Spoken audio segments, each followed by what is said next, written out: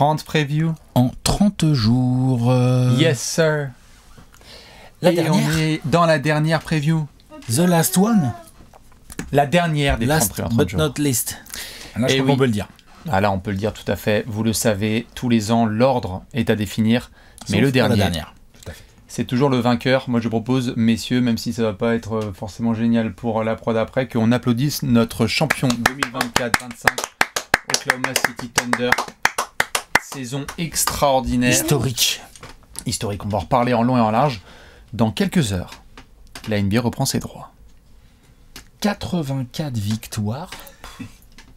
84 victoires. J'étais en train de faire les comptes là. Un enfer. 84 victoires pour seulement 3 et 1, 4 et 3, 7 et les 14 pour seulement 21 défaites.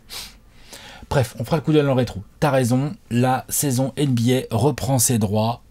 Pas cette nuit, mais la nuit d'après. La nuit d'après, évidemment, avec la reprise officielle de la saison, est-ce que le Thunder va défendre son titre et réaliser un back-to-back, ce qu'on n'a pas eu depuis très longtemps? On a très hâte de discuter de tout ça. Ce sont les 30 prévus en 30 jours. La dernière fois que je le dis, la série préférée de votre joueur préféré sur votre chaîne YouTube préférée.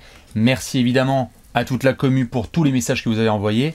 On fera des gros merci et félicitations à la fin de la vidéo. Ouais, comme d'hab. Comme d'hab. Ce qui est sûr, c'est que pour démarrer cette vidéo, il faut faire des rappels, et notamment les suivants, on écoute bien. Je ne pensais pas prononcer cette phrase, mais c'est une réalité. Il y a Nico de l'équipe de Trash Talk qui sera à Oklahoma City demain soir pour la remise des bagues du Thunder à OKC face aux Rockets. Et plus de surprises si affinité. Parce que, Et des petites surprises possibles, tout à fait. Ouais. Ah bah ouais. Il y va en envoyé spécial. Vous pouvez et vous devez suivre cette épopée sur le compte Instagram de Trash Talk. Foncez, il va nous relayer tout ça, ça va être ouf. Ouais, franchement. Une remise de bague, Alex. Remise de bague à Oklahoma City, la première de l'histoire de la franchise, bien évidemment. Ah oui. Ouais, un petit envoyé spécial de Trash Talk sur place et tout, ça fait plaisir. Ça va être trop bien, donc évidemment beaucoup de love pour Nico. Et si vous voulez le soutenir à fond, eh bien vous allez checker tout ça. Ce sera donc sur ce début de reprise NBA. Ce sera donc aujourd'hui, demain et après-demain où vous aurez pas mal de contenu en inside. Parce que, le Thunder, ils vont recevoir la bague. Premier match face aux Rockets. Hein. Ouais. Kevin Durant qui va... Est-ce que Kevin Durant va leur gâcher la fête ? Entre guillemets, gâcher la fête, les types sont champions. Hein. Au premier match, en mode vénère, un peu vexé, je veux dire, remettre des bagues au Thunder sous le nez de Kevin Durant, c'est quand même un délire. C'est un petit délire ou pas ? Moi j'aime bien. Genre, ils ont le sens de l'humour quand même là-haut, dans les bureaux de Adam NBA. Silver du gag, hein, depuis très longtemps. Houston Thunder reprise NBA avec remise des bagues. Ça me plaît bien ça. C'est bien toi. C'est une bonne idée ça. Est-ce que tu peux me mettre un gros zoom sur Kevin Durant qui regarde la meilleure équipe du Thunder et le meilleur joueur du Thunder récupérer la bagouze, bien comme il faut. Et le deuxième match de la nuit, Warriors Lakers, pas mal ça. Ouais, fous-moi LeBron et Steph. Il n'y aura pas LeBron. Il n'y aura pas LeBron, on le sait maintenant. Tout à fait. Il a une sciatique, blessure de petit jeune. Blessure de petit jeune, tout à fait. Donc foncez, évidemment, sur Insta. Il vous reste que quelques heures pour jouer au grand jeu des experts. Tout à fait, que quelques heures. Le Thunder peut remplir 2-3 cases. Hein. Oh, le Thunder remplit quelques cases. Si vous mettez pas du tout le Thunder dans votre grand jeu des experts, ça vous regarde, pourquoi pas. Peut-être que vous aurez raison dans 6 mois. Peut-être aussi que vous aurez 4 ou 5 erreurs à des questions. Peut-être que vous avez un sens aigu de l'analyse ou peut-être que vous êtes à côté de la plaque. En tout cas, ce qui est sûr, c'est que l'année dernière, le Thunder était pas mal dans le grand jeu des experts.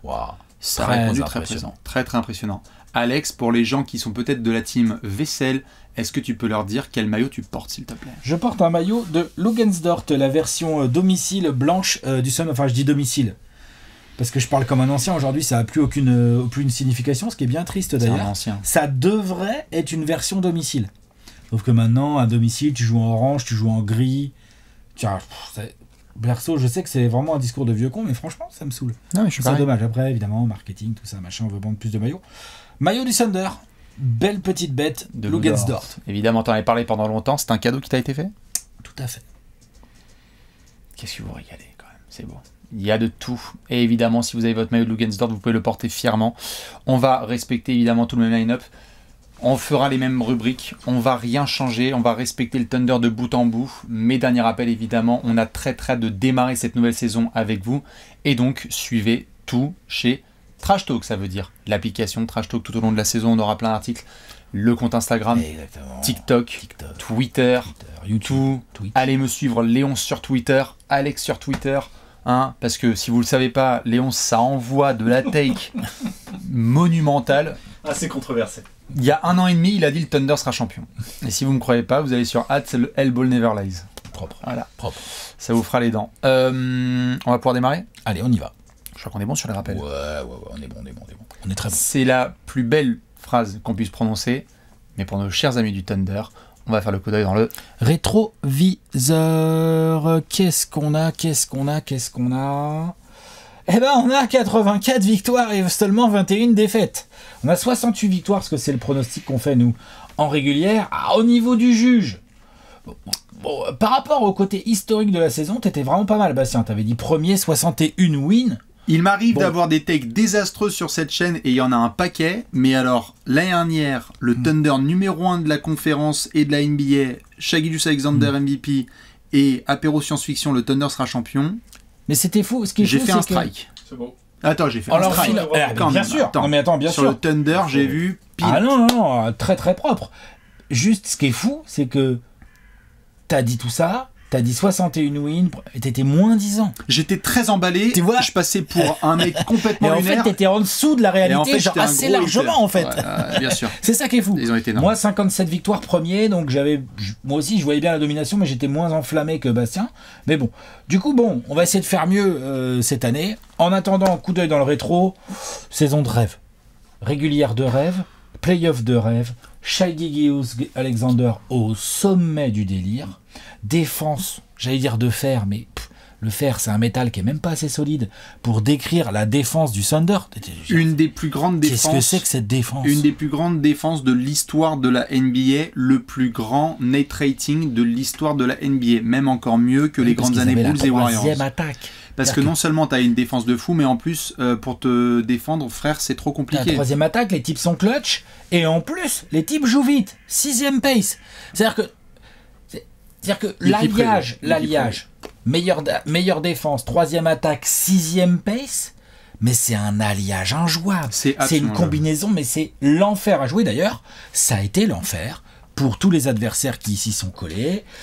Seulement 19 joueurs utilisés, donc évidemment, parce qu'il n'y a pas eu trop de blessures. Il y a eu des blessures un peu, Chet Holmgren et Hartenstein, mais justement, ils avaient recruté Hartenstein pour ça. C'est ça. Mais à part ça, sur Jalen Williams, Shai Gilgeous-Alexander, Cason Wallace, Lugensdorf, tout ça, les joueurs extérieurs et tout, ça a quand même bien roulé. Bien sûr. Ça a quand même bien roulé. Tu as eu le grand classique, d'ailleurs qui va se confirmer avec Thomas Sorber, on en reparlera, qui est le fameux « Hey, tu as été drafté par le Thunder !» Et si tu faisais une première saison blanche, donc pas de Nikola Topic, évidemment, on avait déjà eu le cas avec Chet Holmgren, et on va avoir la même chose là avec Thomas Sorber, on en reparlera.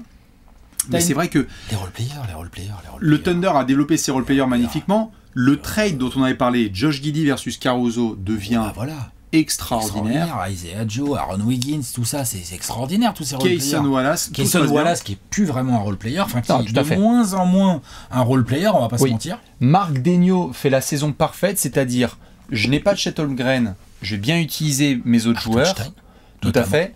S'il faut que je fasse du double big line-up, regardez-moi faire. S'il faut que je joue plus petit, regardez-moi faire. Tiens, Jalen Williams, tu tournerais pas à 40% à 3 points cette année, s'il te plaît, ça nous arrange, quoi, en fait. Rends-nous service. Si t'en prends 4 par match, c'est bien.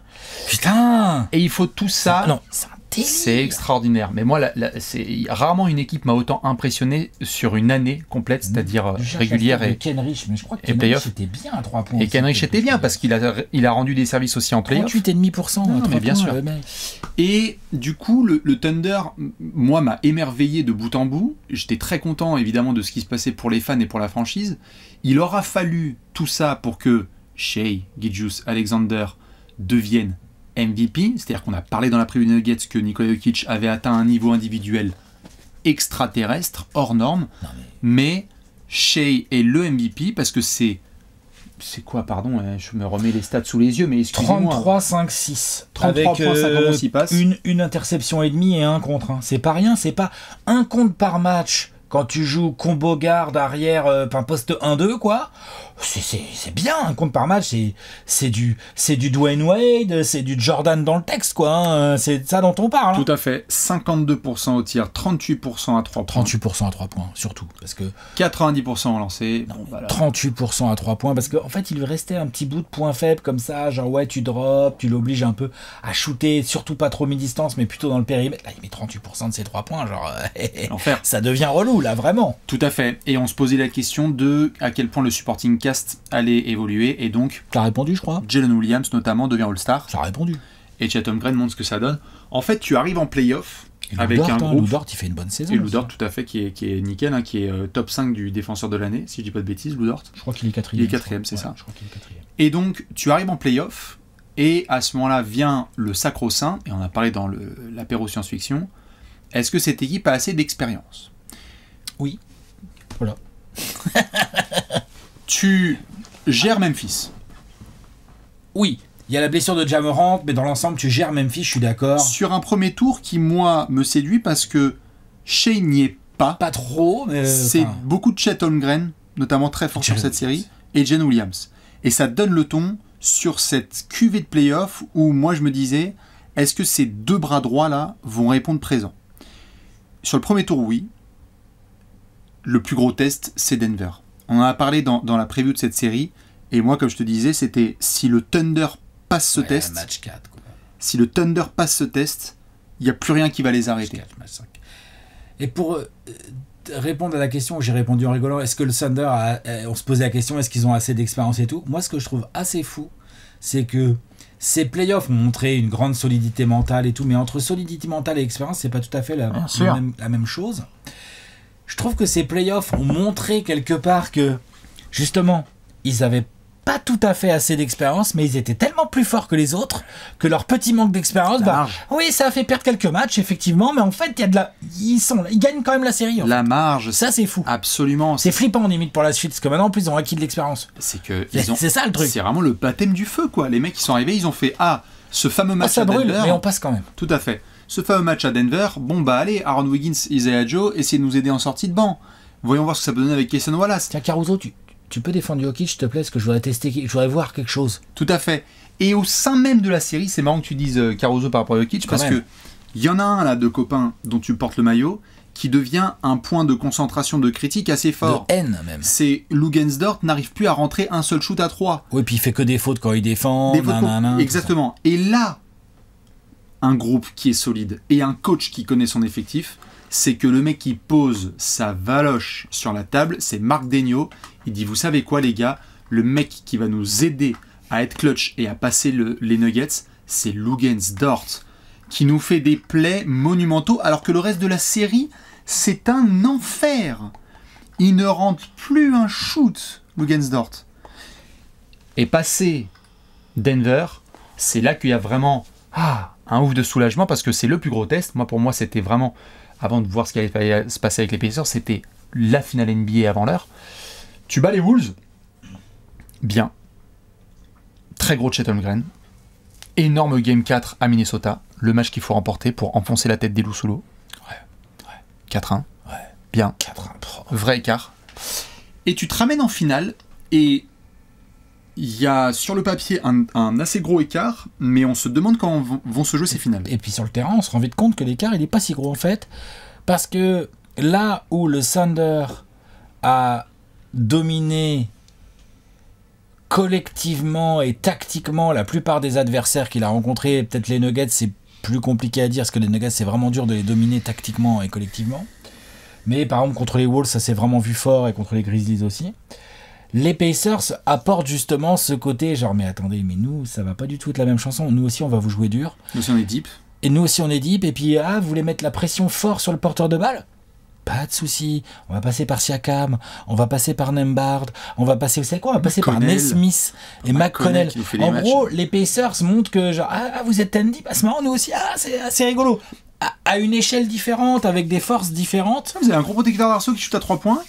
Bonjour, Miles Turner.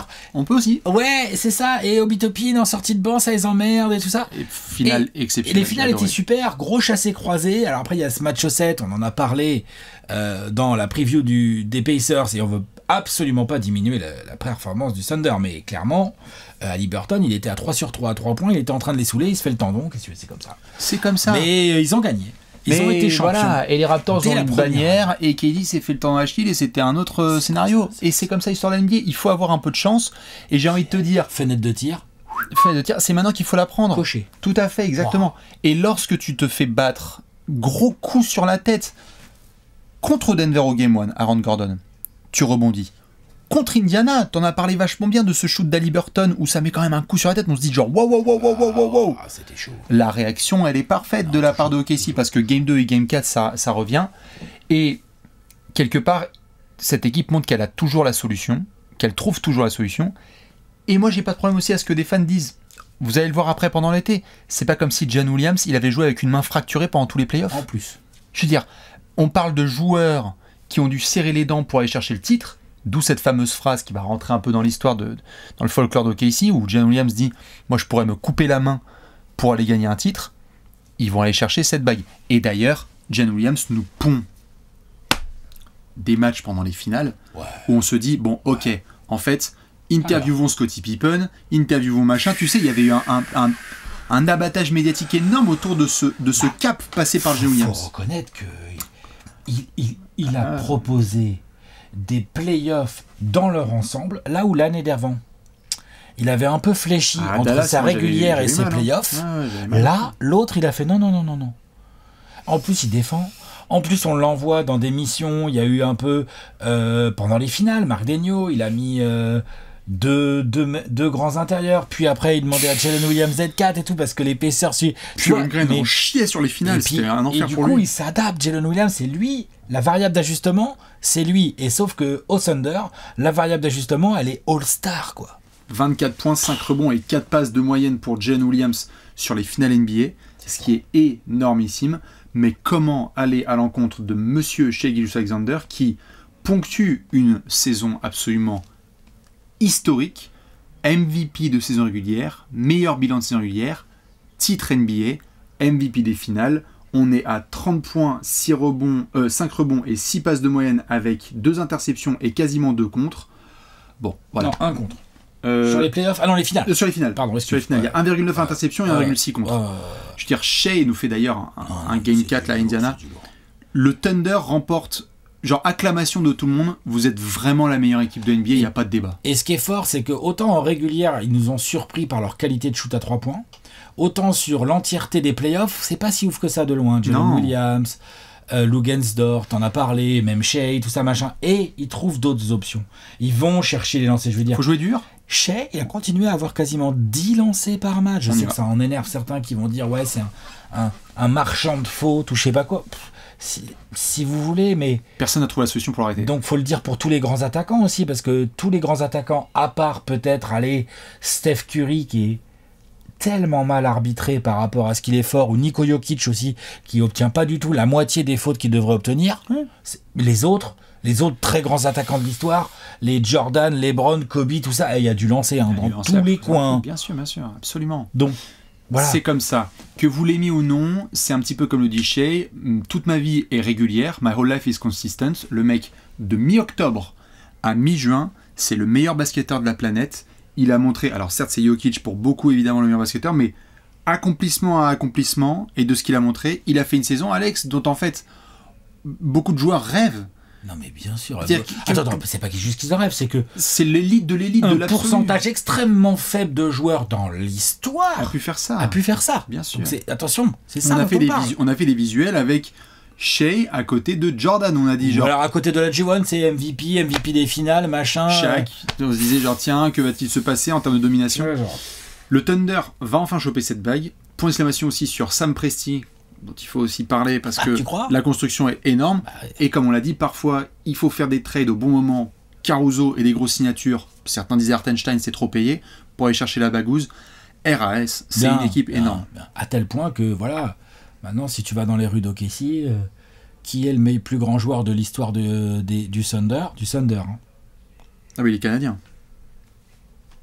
Ben, Émotionnellement, il est peut-être meneur. Techniquement, il est peut-être ailier. Mais le meilleur, il est arrière. En une saison. Il a retourné le truc. Bien sûr, bien sûr. C'est chaud. Dans ce genre de situation, on a un petit peu de tout. Parfois, on a des managers qui doivent faire face à la situation financière de l'équipe, mais bienvenue à Oklahoma City, où Sam Presti dirige tout ça. Ça va peut-être changer en effet, mais je te propose d'aller rendre visite à Sam. Ouais, on va aller voir ce qu'il a fait de son marché de l'été, lui. T'es chaud? Allez, on y va. C'est l'heure du marché de l'été. Le gros tableau. Boum. Le gros tableau avec évidemment la bague qui arrive, mais Alex, comme on le dit souvent, quand une équipe fonctionne bien, comme Boston l'année dernière, on prend la même et on recommence. Ouais, continuité. Continuité, c'est le mot d'ordre de ce marché de l'été. La preuve, la colonne prolongation. Shai Gilgeous-Alexander, viens là. Tiens, v'là ton pactole. Tiens, Chatham Green, tiens, v'là ton pactole. Tiens, viens ton pactole, Jalen Williams. Ah, ça kick out dans un an, t'inquiète. C'est parce que ça m'arrange, tout ça. Pour mes petits calculs de salary cap, je t'expliquerai. Jalen Williams, 24 millions sur 3 ans, c'est super ça. Tout à fait. Comment il s'appelle Non, c'est tout. J'ai des bêtises. Tu penses à qui? Je pensais à Jay Mitchell, mais non. Et Jay Mitchell, en fait, c'est une qualifying, je pense. Non, c'est pas une qualifying, il est en contrat rookie encore. Je bah après, c'est un quel tour de draft? Non, mais c'était une option à lever, quoi. Mais le contrat était en cours. Ok. Ok. Donc, t'es là. Ensuite, dans les départs, il y a quoi de notable? Rien. Bon, Dylan Jones, moi je l'aime bien, mais voilà. Et dans les arrivées, il y a un rookie, Thomas Sorber. Mais comme j'ai dit, c'est la classique rookie.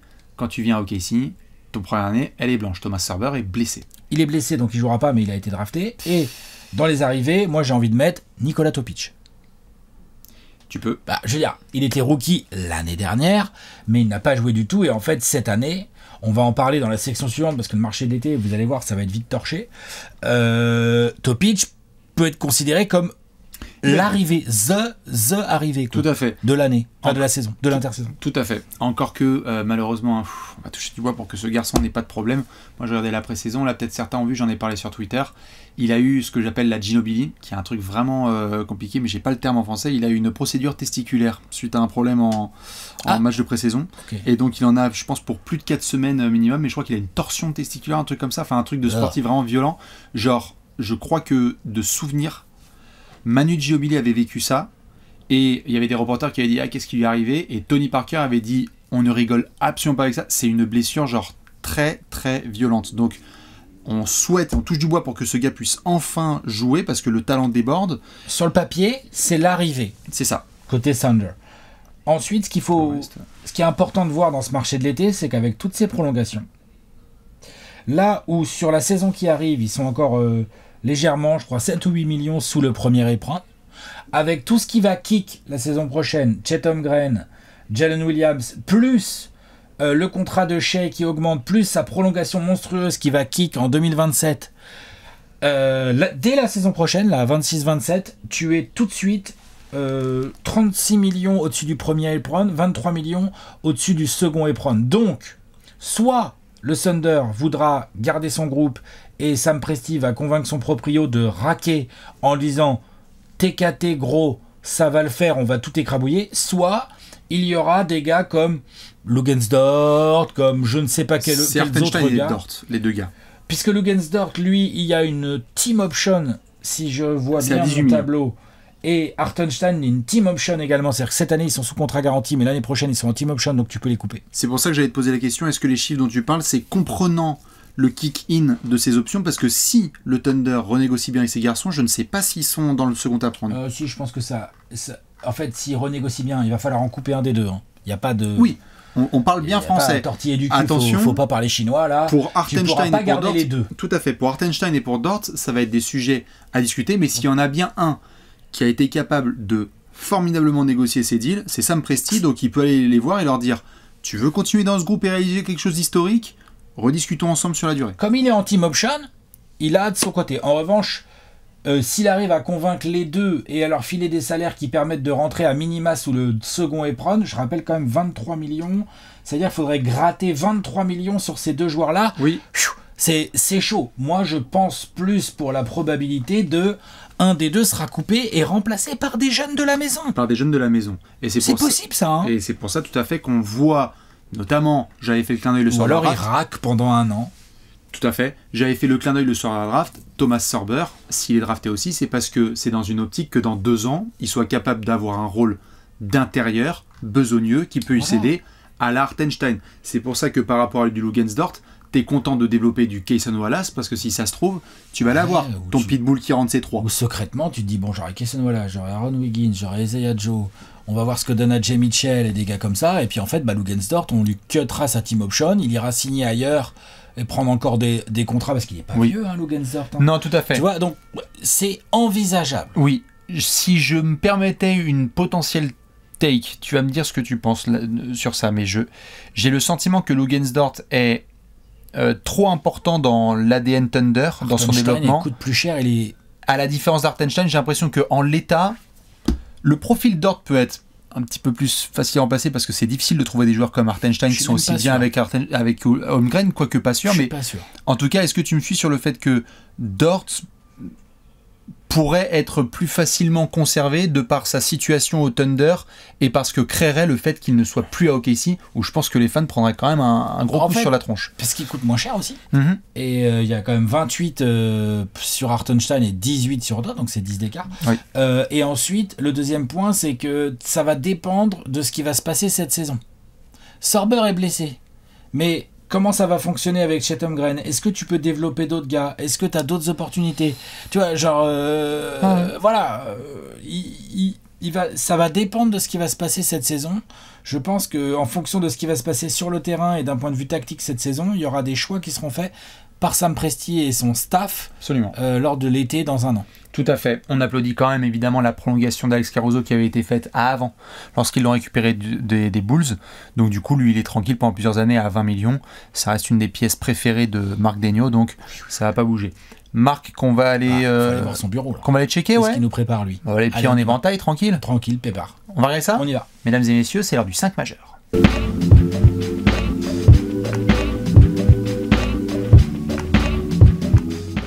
Le 5 majeur, avec un meneur champion, un arrière champion, un ailier champion, un ailier fort champion et un pivot champion. Dans cette section, c'est très très simple. On va aller chez Marc Daigneault, on va lui dire « Hey, gros, c'est quoi ton 5 majeur ?» Les 11, pour la dernière fois, la vie de ma mère, le visuel avec l'effectif du Thunder. Et comme d'habitude, je vous pose la question et je te la pose, Alex. On va faire les rotations, mais il y a combien de verrous dans ce 5 majeur? Il y a 4 verrous. Verrou, 4. Il y a 4. Et en fonction des match-ups, on a un 5e. Voilà, c'est ça. D'accord. Verrou, évidemment, Shai Gilgeous-Alexander, je pense qu'il sera titulaire. Je pense que Jalen Williams sera titulaire également. Et je pense que Chet Holmgren sera titulaire également. Voilà, mettez un pouce bleu. Ensuite, je pense que Lugensdort va être titulaire. Et après, ça discute un peu comme on l'a vu pendant les playoffs. Soit tu mets Cason Wallace à côté de Shai, et tu as un front de courte, Dort, Jalen Williams, Chet Holmgren. Soit tu joues plus grand. Shai et Dort occupent le bas court, et tu as Jalen Williams qui retrouve un poste plus naturel pour lui, qui est le poste 3, et tu as une raquette Chet Holmgren, Hartenstein. C'est déjà arrivé en effet que ce soit assez malléable. On a même eu parfois du Aaron Wiggins titulaire l'année dernière sur un peu plus d'une vingtaine de matchs en titu. C'était aussi de par la présence des uns et des autres. Je dois tout de suite informer mes amis qui ne sont pas forcément fans du Thunder. Attention, je l'ai dit, en playoff, Jalen Williams s'est fait mal à la main, il a été opéré. On va suivre le début du Thunder qui, à mon avis, se fera sans Jalen Williams. Il faut dire tout de suite les choses. C'est-à-dire que là, pendant la pré-saison, il était en train d'essayer de shooter un petit peu avec sa main opposée. Je crois qu'on est loin, très loin d'un Jalen Williams à 100%. Bon, écoute, ça parlait, là, moi je suis sur les injury reports, ça parlait de fin octobre. Donc, fin octobre pour potentiellement revenir fin octobre. Pour revenir fin octobre. Expected to be out until. C'est ça. Alors, out, évidemment, mais après à 100%, tu vois, il faudra peut-être attendre Thanksgiving ou fin novembre pour voir vraiment un Jalen Williams en rythme. Tout à fait. Donc, ne soyez pas étonnés aussi que lorsque demain, Nicolas Vrigno est en train de nous gérer évidemment la remise des bagues avec AJ Mitchell et toute la clique, eh bien on est un 5 majeur face aux Rockets qui soit différent parce que Jalen Williams ne pourra pas jouer. Et c'est là que c'est intéressant, notamment pour nous observateurs et pour le Marc Daigneault et son staff, c'est que tu as, admettons, Jalen Williams est un titulaire indiscutable mais n'est pas disponible. Là, moi, je partirais sur un Cason Wallace chez Gilgeous-Alexander, un petit Lugensdort et puis une raquette Hartenstein. Face aux Rockets, encore plus, lol, on y va. T'as envie. Ouais. T'as envie d'avoir de la taille. Double big, tout va bien. Sauf que l'emmerdement, c'est comment tu fais. T'envoies Lou Dort sur KD. Oui. Pourquoi pas? Ou même Keston Wallace. Ou même Shea. C'est quand même petit. Ouais, ou Shea. C'est petit pour KD. Bon, tout le monde est petit sur KD, tu vois. Oui, mais là, c'est vraiment petit. Lugensdorf, franchement, il fait 1m95. Hein. Oui, mais je veux dire par là, sur Kevin Durant, je te souhaite bon courage pour trouver une match-up Oui, à la taille. évidemment. Mais ce qui est intéressant, en revanche, c'est que ça te laisse encore du Jelini Williams en sortie de banc, du Kenrich Williams en sortie de banc, c'est la fête des Williams, hein. Du Aaron Wiggins en sortie de banc, du Caruso en sortie de banc, du Isaiah Joe en sortie de banc, AJ Mitchell, pourquoi pas. Également, on verra quel rôle il aura dans la rotation la saison prochaine, parce qu'il y a de la profondeur, on touche du bois pour lui, il a montré des choses intéressantes quand il a été utilisé, hein. Moi j'ai bien aimé. Tout à fait, je suis d'accord. On touche du bois évidemment pour l'utilisation d'Ousmane Dieng. C'est-à-dire que pour le moment... En l'absence de Jalen Williams, il va peut-être avoir des bouts de temps de jeu dans la rotation pour ce genre de profil en tout cas. Hein. Et c'est toute la question, je veux bien l'avis des fans du Thunder, parce que je regardais précisément ce que disait Marc Daigneault sur ces dernières semaines. Il est possible que Ousmane soit utilisé un peu plus dans un registre de 4, voire de petit 5.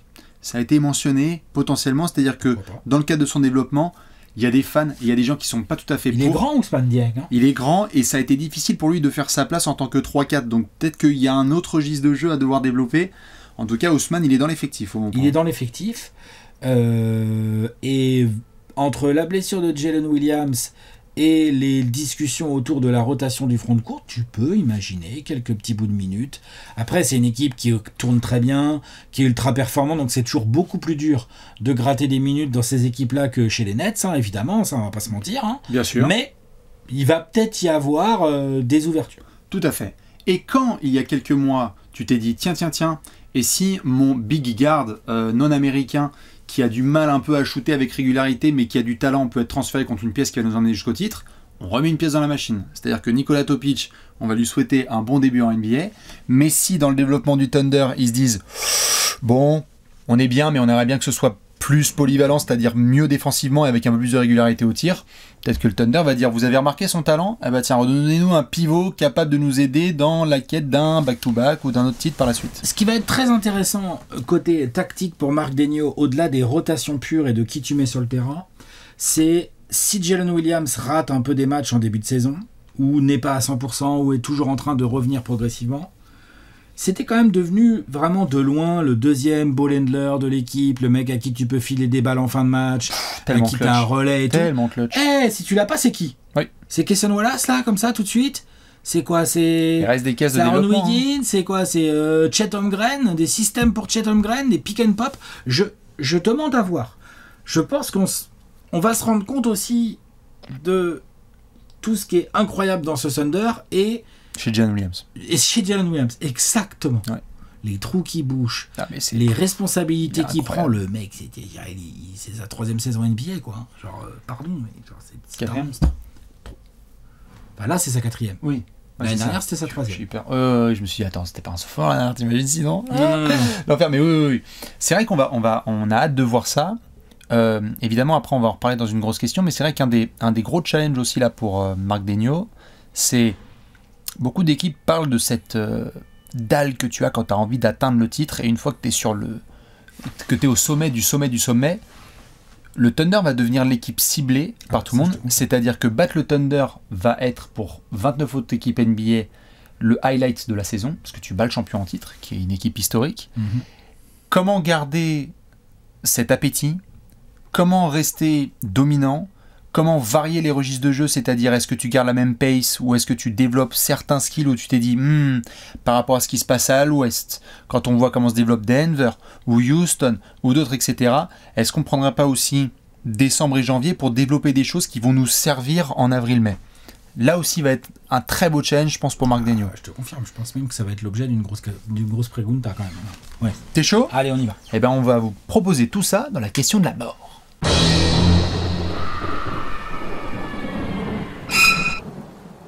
La question de la mort. La pregunta de la muerte à Oklahoma City. Bon, là, on va pas se mentir. Hein. Pour 29 équipes NBA, la question de la mort, on essaie évidemment de se concentrer. Mais pour la dernière, c'est souvent la même. La question de la mort pour le Thunder, comment réaliser le back-to-back? Un petit peu de contexte. Évidemment, il y a un très grand gimmick qui tourne dans NBA depuis quelques années, qui est capable de conserver son trône. Cela fait depuis les Warriors de 2017-2018 qu'on n'a pas vu une équipe faire le doublé. Raptors 2019, Lakers 2020, Bucks 2021, Warriors 2022, Nuggets 2023, Celtics 2024 et Thunder 2025.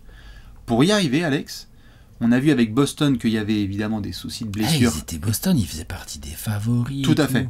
Les Celtics ont vécu des très gros soucis là avec Tatum évidemment, donc blessure, ça, c'est je pense le premier truc qu'on va mentionner. Mais si tu devais émettre une liste là, on est ensemble assis avec Sam Presti, avec Marc Daigneault et Shea et tout le groupe.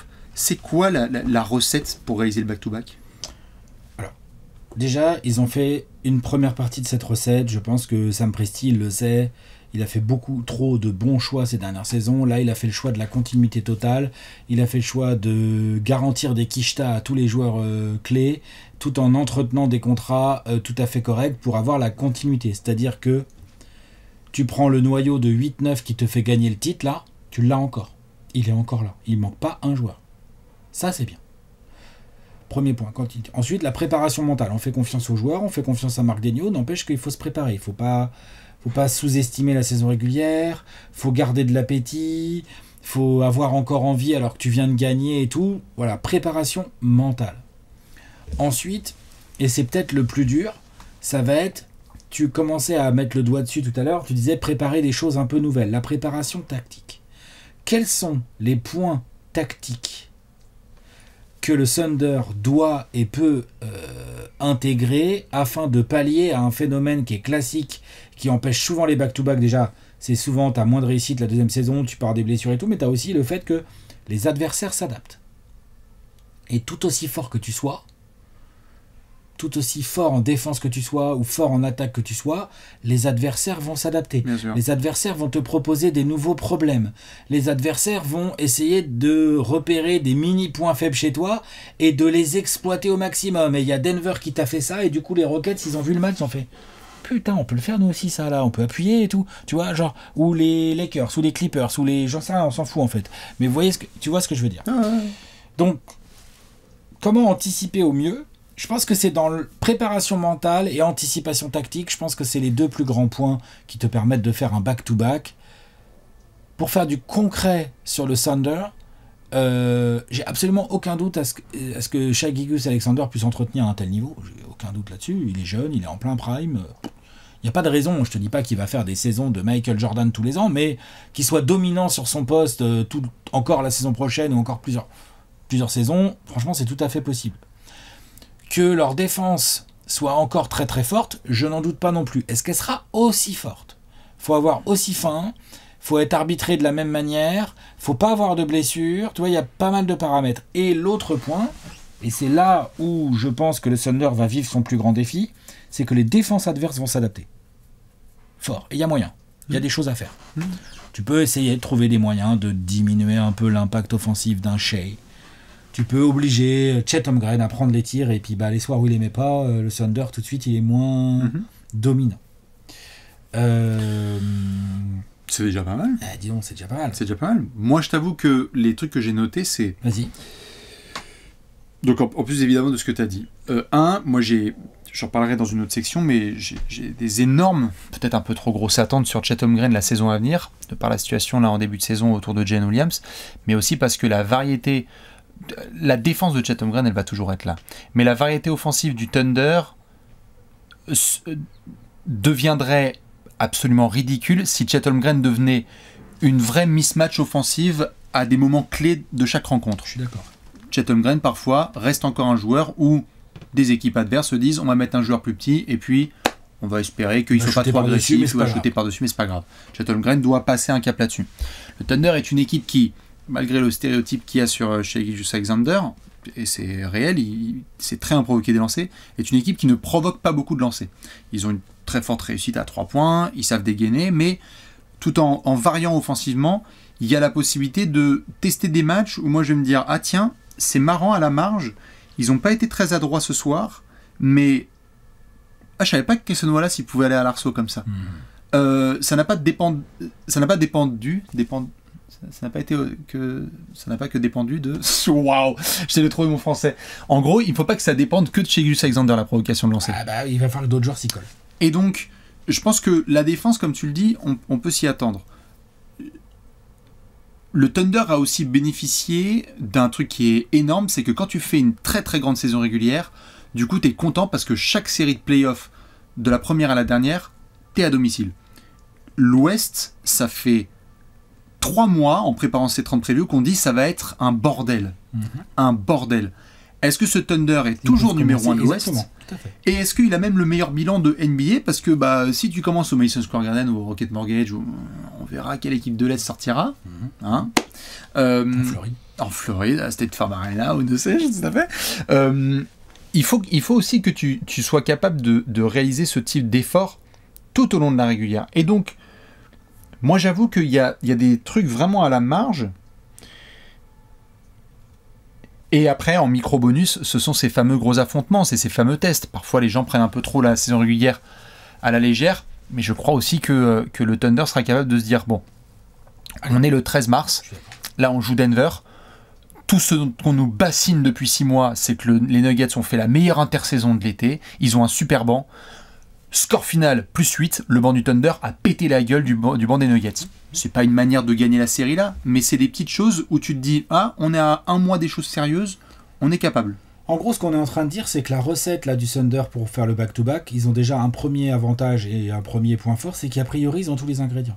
Oui. Déjà. Non mais, tu vois, oui. C'est pas comme si on était en train de se dire, ah, ils ont perdu un tel pendant l'été, il est pas vraiment remplacé. Non. Là, ils ont rien perdu. Oui. Bon, ils ont rien ajouté, mais de toute façon, ils viennent d'être champions en gagnant 68 matchs en régulière. Donc, si tu veux, voilà. Donc, déjà, ils ont les ingrédients. Ensuite, l'utilisation de ces ingrédients par Marc Daigneault. Je suis d'accord avec toi sur l'utilisation du banc. Je suis complètement d'accord sur Chet Holmgren. Je te laisserai nous expliquer ça dans une section ultérieure, voilà, qui porte bien son nom. Mais effectivement, le plus grand challenge pour eux va être capable de proposer les petites évolutions tactiques en tant que groupe. Oui. Au-delà même des individus, les petites évolutions tactiques en tant que groupe qui font les évolutions tactiques qui font que ah ouais, dis donc, les Wolves, là, ils étaient bien partis pour leur poser des problèmes. T'as vu, ils se sont adaptés tout de suite. Il n'y a rien eu en fait. Il n'y a rien en fait, comme on dit dans le jargon. Il n'y a rien. Voilà, il n'y a rien à voir. Merci, au revoir. Désolé parce qu'en fait, Chet Holmgren ont pensé lui mettre les mêmes adversaires que la dernière en défense et il a puni. Cason Wallace, on a switché sur un big et en fait il a fait blow by, je vais à l'arceau et je vais provoquer. Ou je sais pas, ou Shea, tiens, il a tourné à 9 passes par match sur la série, pas sur la régulière, hein, tu vois, mais voilà, ce genre de choses peut travailler aussi peut se travailler en régulière ou peut-être faire monter encore plus un des role players. Aaron Wiggins, j'en sais rien moi. Oui. Tu vois ? Et plus tu prends de la marge tôt et plus tu fais le travail, plus tu peux te permettre à l'approche des playoffs aussi de garder certains garçons frais. C'est-à-dire que, ok, ils sont jeunes, ok, c'est sympa. Par contre, quand on était en juin dernier, Shea, il en avait ras la gueule. Oui, normal. Et parce qu'il nous a fait une saison... Il a beaucoup joué. Il a des responsabilités de fou furieux. Bien sûr. Garde-toi aussi l'opportunité d'avoir un Shea Gilgeous-Alexander qui peut-être est encore à 76 matchs, ou peut-être à 72. Et donc début avril, t'es content de le reposer un peu, parce qu'à ce moment-là, un des meilleurs joueurs de la planète qui est à 100%, tu tires rarement la gueule en back-to-back. Ça change tout. Et ça peut tout changer. Si tu fais ça, tu peux enfin casser la streak. T'es favori. Mais j'ai l'impression que c'est encore plus exceptionnel là s'il gagnait le titre cette saison parce que quand tu vois les recrutements qu'il y a autour là, on a fait la preview des Nuggets, on a fait la preview des Rockets, des Wolves. On s'est dit, tu sais que les Clippers sur un chemin ou Golden State, ils font un deux move. Moi, la dernière question que j'allais te poser sur cette question de la mort ultime, c'est Sam Presti a souvent été du genre à se dire mon effectif, il est bloqué au 15 octobre et on se retrouve l'été prochain. S'il y avait un potentiel profil là où tu te dirais vraiment luxe absolu, j'ajouterais quelque chose, ce serait quoi, et pas forcément contre qui, hein. Mais c'est juste, allez, baguette magique. Un vrai poste 3-4. D'ailleurs, J-Dub. J-Will, je sais plus comment ils disent. Un mec plus fort, entre guillemets, et plus expérimenté surtout que Ousmane Dieng, par exemple. J-Dub. Oui, voilà, c'est ça. Un mec plus expérimenté que Ousmane. Oui. Et un autre forward. Meilleur que les Kenrich Williams et tout. J'ai rien contre eux, mais tu vois, voilà. Big forward. Ouais. Tu vois, genre là où Denver est allé ajouter Cam Johnson. Oui, je vois. Voilà, ce genre d'ambiance-là. Tu vois ? Des deux côtés du terrain, parce que tu vas pas aller chercher Kuzma à Milwaukee. Non, mais un petit trade avec les Raptors. Allez. 2 Wiggins à OKC. Mais il coûte cher, je pense, Andrew. Puis non, puis je vois pas. Alors là, non. Oui, mais non. Oui, mais non. On est vraiment à la marge. Hein. Ah non, non, il n'y a pas. De toute façon, Franchement, il n'y a pas à faire des moves. Il n'y a pas à faire des moves, vraiment. D'ailleurs, il en a pas fait Sam Presti pendant l'été, et là, je valide complètement. Et ça se comprend. Ouais. Dites-nous ce que vous Faut pensez. que le donner, là. Question, Quand même, il y a du monde. Hein. T'es chaud? Ouais, on y va. Après cette question de la mort, mesdames et messieurs, c'est l'heure du Gérard d'or.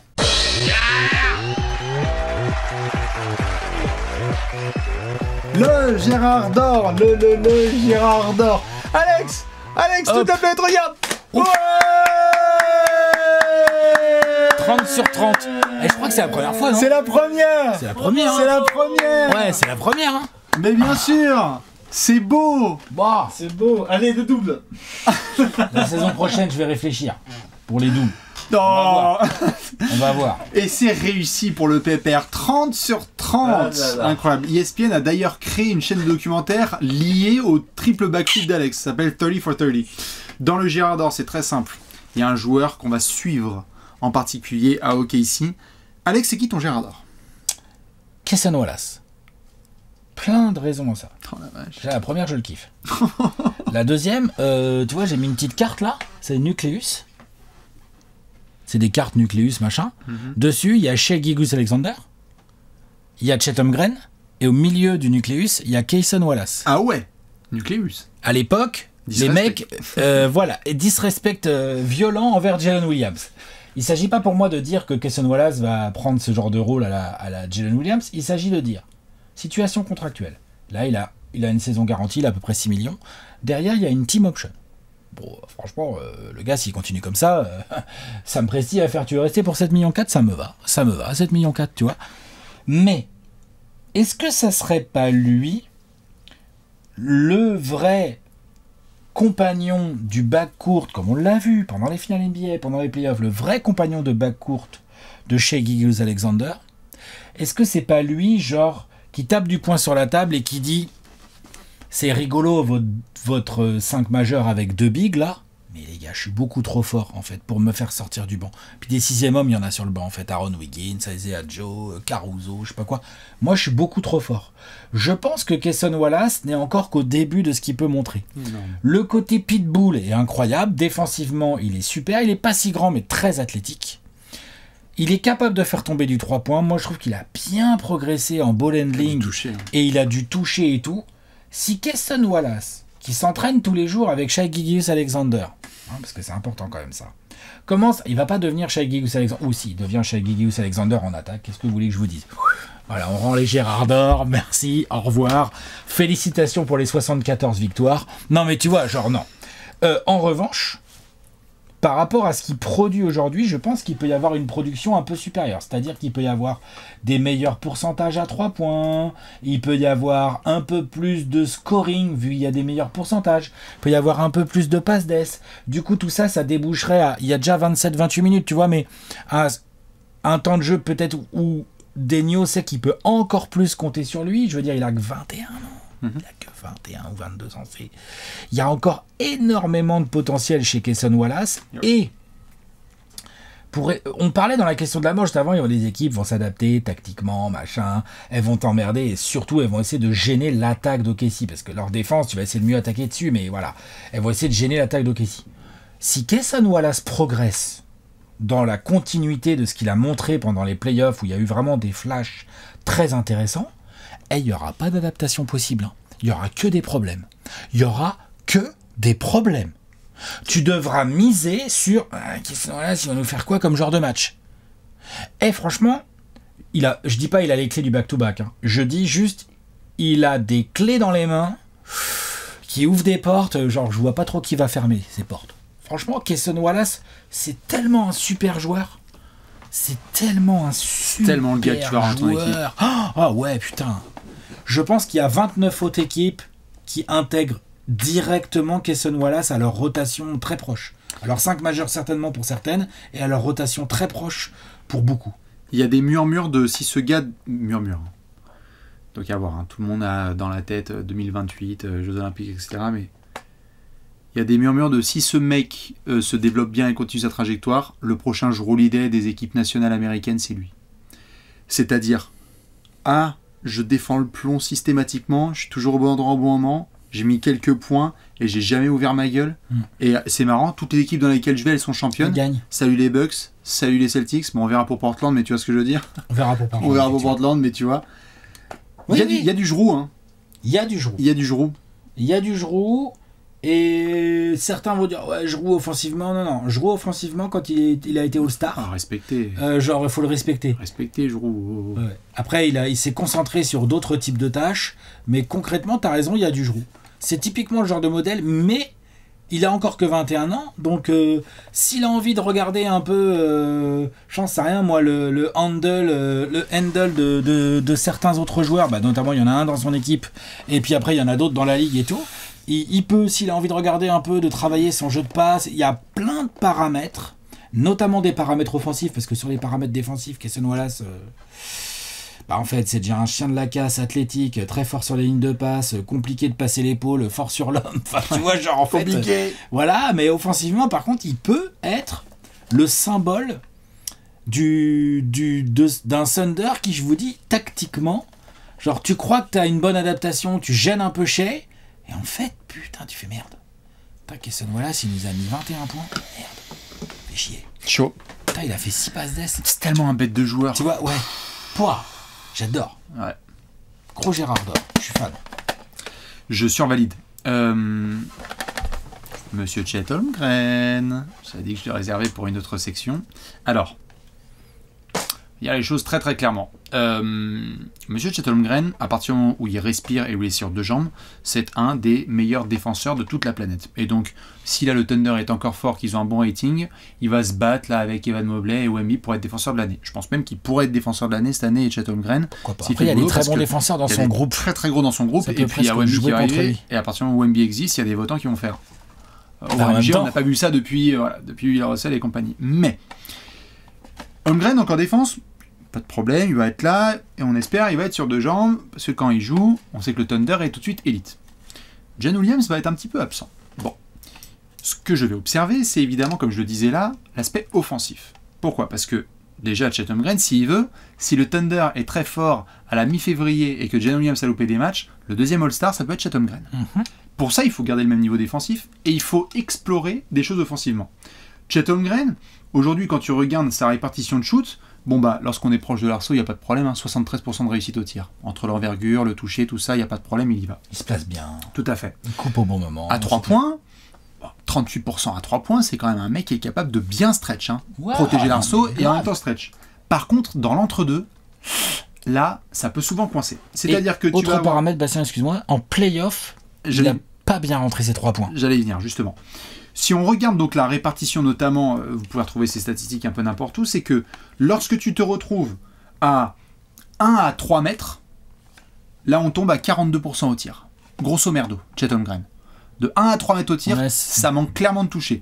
Lorsque tu es de 3 à 5 mètres, on est à 25% au tir. C'est-à-dire l'espèce de mid-range où le rêve c'est que, bravo de dire que KD, etc. Mais Chet Holmgren, il a le toucher potentiel. Donc à 3 points et à l'arceau, on l'a vu. Mais il faut qu'il développe ça. Créer des mismatchs offensifs. Tu es tellement grand que si tu développes ce jeu-là, tu vas devenir un enfer. Et donc ça va être encore plus compliqué pour les équipes. Et justement, on l'a vu pendant les playoffs. Lors des derniers playoffs, on a eu certes des 3 points qui ne sont pas rentrés, mais on a vu aussi ce que ça donne lorsqu'il est en confiance. Minnesota, 18 points de moyenne sur la série, à 57% au tir. Merci, au revoir. Il n'y a rien à faire. Je suis d'accord. C'est comme ça. Et donc, en effet, les 3 points ne rentrent pas. Et donc, on l'a vu en finale NBA, ça a été compliqué pour lui. Ouais. Mais donc, même le jeu contre Denver.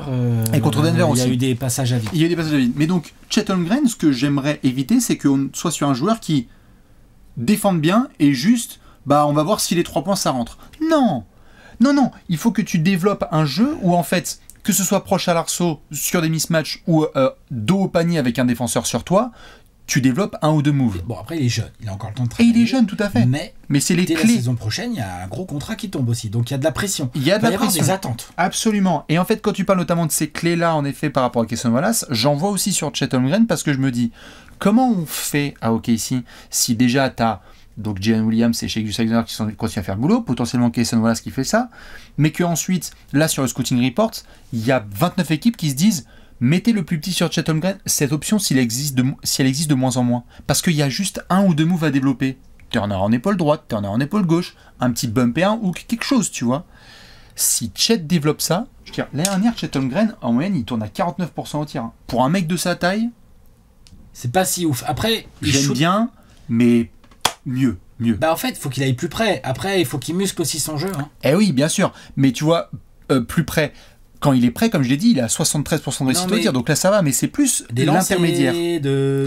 Qu'il faut qu'il optimise en fait sa taille. C'est ça. Et donc, je vais l'observer parce que s'il défend et qu'il développe un peu son jeu offensif... Un petit push shot. Tu vois, un petit push shot. Tu disais, un ou deux go-to move. Ouais, un petit push shot. Non, mais je réfléchissais à quel go-to move parce que vu sa taille, ça pourrait être pas mal. Tout à fait. Vu sa taille et son registre, moi je pense que déjà, si tu regardes les Aldridge et compagnie, là Marcus, rien que de pouvoir tourner sur une épaule et shooter en arrière, qui va contrer ce mec? Ah ouais, un Wemby, qui va contrer ce gars? Ouais, et sinon, il y a du push shot, tu sais, à la Jokic en fait. Enfin, oui. Après, je dis pas qu'il va pas peut-être pas choper le toucher de Jokic, parce que si Chet Holmgren a le toucher de Jokic, on remballe. Voilà. Mais concrètement, tu sais, l'espèce de shoot, tu crois que c'est de la merde, en fait, c'est juste c'est dedans en fait. Tout petit, c'est ça.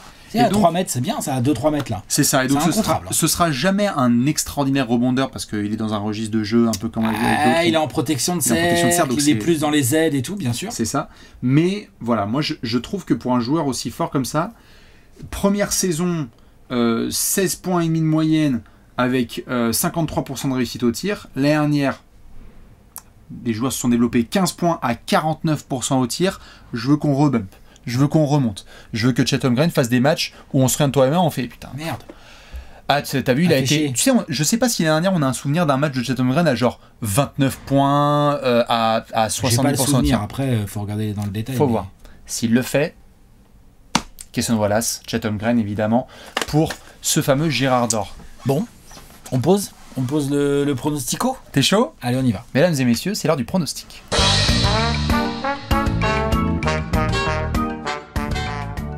Pronostic time. Pronostico. Bonjour. Le dernier de la série. Le dernier de cette série, évidemment, dans cette section. C'est simple, on vous annonce l'avenir du Thunder. Et avant ça, on va faire un dernier rappel. Bandeau jaune qui s'affiche en bas de votre écran. Si vous n'avez pas 18 ans, vous pouvez pas jouer aux jeux d'argent, paris sportifs et compagnie.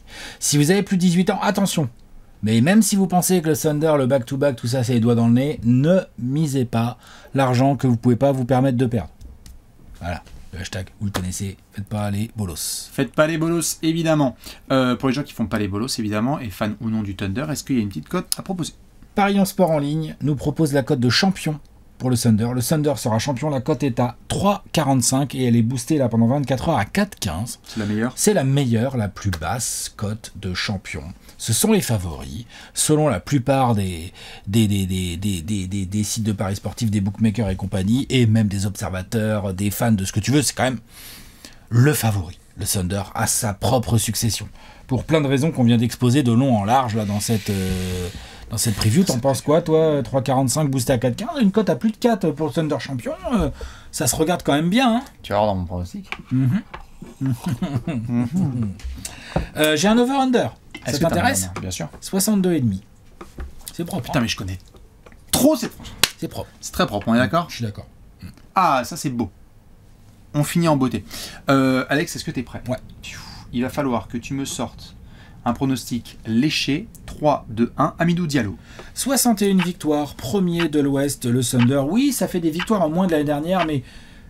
Et peut-être qu'ils vont me faire mentir, ils vont en gagner 71 et tout ça, mais je vois bien une saison entre Jalen Williams qui va démarrer doucement, peut-être un petit lot de management un peu malin, des moments stratégiques, peut-être aussi, je leur souhaite pas, mais ça arrive, des blessures qui vont les faire chier, ou un tel va rater 20 matchs, ou des choses comme ça. Je vois bien un peu moins de win en régulière. En revanche, je vois encore une grosse domination, une énorme défense, pourquoi pas des progrès offensifs sur les joueurs qu'on a présentés avec Bastien, et je vois le Thunder arriver mi-avril en mode favori des playoffs, favori à sa propre succession, premier de l'Ouest. C'est mon meilleur bilan ex-aequo avec les Knicks. Ouh, il est coquin. Il est bien, non? Il est coquin. Il est coquin. Il veut que les couleurs orange et bleu soient glorieuses cette année, Alex. Premier de l'Ouest, hein, évidemment, le Thunder. Oui, bien sûr. Eh ben écoute, tu vas être très surpris par mon pronostic, hein, évidemment. Allez, 3, 2, 1, 62 victoires pour le Thunder numéro 1 de l'Ouest. On prend les mêmes et on recommence. Et on va remettre un jeton dans la machine. Ils auront le meilleur bilan de NBA. Ils auront la meilleure défense de NBA. Chet Holmgren sera All-Star. Et Shai Gilgeous-Alexander nous fait la doublette MVP. On y va en tant que meilleur joueur de cette franchise qui va encore faire une grande régulière. Je pense, comme je l'ai dit dans l'apéro science-fiction, qu'on n'a quasiment jamais vu une équipe aussi bien dans le présent et dans le futur. Ça se joue maintenant. Le Thunder peut casser cette fameuse série des équipes qui ne font pas le back-to-back. Moi, j'y crois beaucoup plus que toutes les autres précédentes. L'eau mouille, le feu brûle et le Thunder gagne des titres. Allez, c'est sympa la NBA en 2025. Franchement, c'est pas mal, non? Ouais. Est-ce que t'es prêt? Ouais, je suis prêt. Et voici le tableau final. Il est complet, mesdames et messieurs, c'est avec émotion que nous vous montrons ce tableau avec les 30 prévus en 30 jours qui se terminent aujourd'hui avec le Thunder. Évidemment, on est obligé de faire plein de choses en commençant par les applaudissements pour Monsieur Léonce qui nous a géré évidemment la prod et la prod. Quel MVP qu'il est. Monsieur Alex évidemment pour les backflips et l'expertise. 100%. Hein. Évidemment. Moi évidemment pour mes takes absolument atroces. On est très très content de vous avoir eu avec nous sur ces 30 derniers jours. Demain la NBA reprend ses droits et ça va être une nouvelle incroyable saison sur Trash Talk avec vous, avec nous. Évidemment plein de choses à prévoir. Plein de choses, ça va démarrer très fort d'entrée, vous allez voir. Il y a des petits retours de lundi, j'en dis pas plus. Il y a des petits retours de lundi un peu vénères. Ça va encore charcuter le lundi midi ça. Ouais c'est clair. Qu'est-ce que moi dès jeudi, bim, live de cartes, il y aura de la carte du Thunder. Avec des MVP, Shai Gilgeous et tout. Rendez-vous ce jeudi avec Domingo et Alex sur la chaîne Twitch de Domingo. Ouais, il y a trop de trucs encore cette saison qui vont être cool. Vous allez voir, il y aura de la petite nouveauté sur la chaîne YouTube oui. Non négligeable. Si vous êtes sage, il y aura de la nouveauté évidemment. Téléchargez l'application Trash Talk. Suivez-nous sur tous les réseaux. On a plein de dingueries à dire avec vous. Évidemment, suivez Nicolas Vrignot sur Instagram, sur le compte Instagram de Trash Talk. Pour cette remise de bague dès demain, on vous fait plein de bisous. On vous souhaite une magnifique saison NBA 2025-26 et on se retrouve bien évidemment très vite sur votre chaîne YouTube préférée. Bisous tout le monde. Bisous, merci, à la prochaine. Bisous. Ciao.